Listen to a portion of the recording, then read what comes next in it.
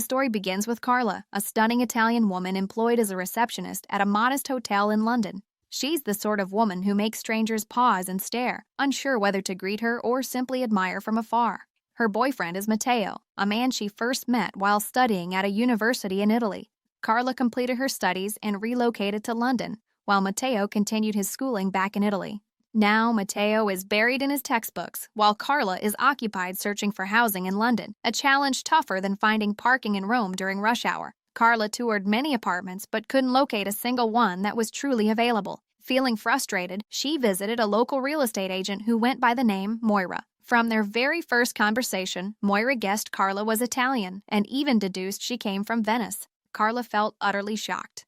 Of course, her accent made it clear she was Italian, but Venice specifically? How in the world could Moira know that? Moira explained that her former husband was from Venice and spoke English in exactly the same style. Apparently, the Venetian accent is just as easy to recognize as a gondola drifting inside a swimming pool. Unfortunately, Moira informed her that no flats were open, except for a single one by the river's edge. It was expensive, but Moira assured her she could secure Carla a better deal, and then, surprisingly, the conversation took an unexpected turn.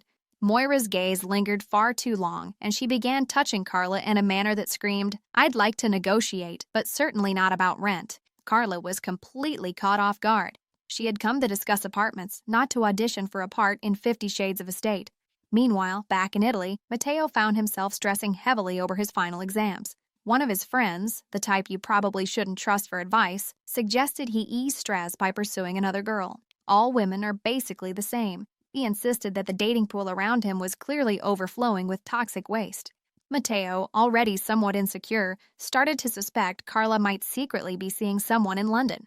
His doubt deepened when Carla phoned him, sounding cheerful, to announce she would be visiting the flat the following day. During their call, Matteo suddenly tried making things steamy in front of his friend, which instantly made Carla uncomfortable. She ended the call, though not before telling him about Moira's fascination with her beauty and how it might earn her a discount on rent. Carla told Matteo she couldn't keep waiting and pleaded with him to finally come join her in London.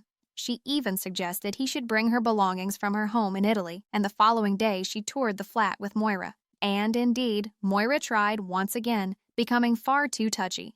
This time she genuinely attempted to be intimate with Carla, disregarding every unspoken refusal present in the room. While all this was happening, Matteo remained back in Italy gathering up Carla's belongings.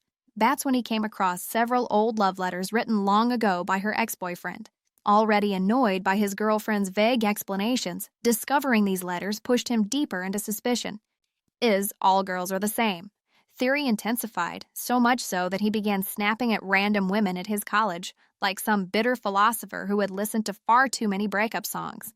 Meanwhile, Moira remained completely hopelessly in love with Carla.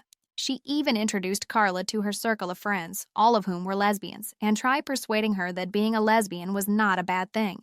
Moira's persuasive pitch was passionate, but unfortunately for her, Carla simply wasn't interested. Carla, faithful to Matteo in spite of everything, firmly rejected Moira's advances. She realized that she was undeniably attractive. Everyone in London seemed to notice, but that didn't mean she could ever be with every admirer who liked her. The following day, Carla phoned Matteo again, strongly urging him to finally come to London. But Matteo, still boiling from finding the love letters, outright refused. He offered some excuse about his exams, which shocked Carla since, after all, he could easily study for them in London too. She handed him her new address anyway, hoping once he had it, he would calm down and eventually decide to come. Carla grew utterly fed up with Matteo's selfish behavior. She's convinced he has found himself a shiny new flat and is now treating her like some unwanted piece of IKEA furniture, once useful but now just collecting dust.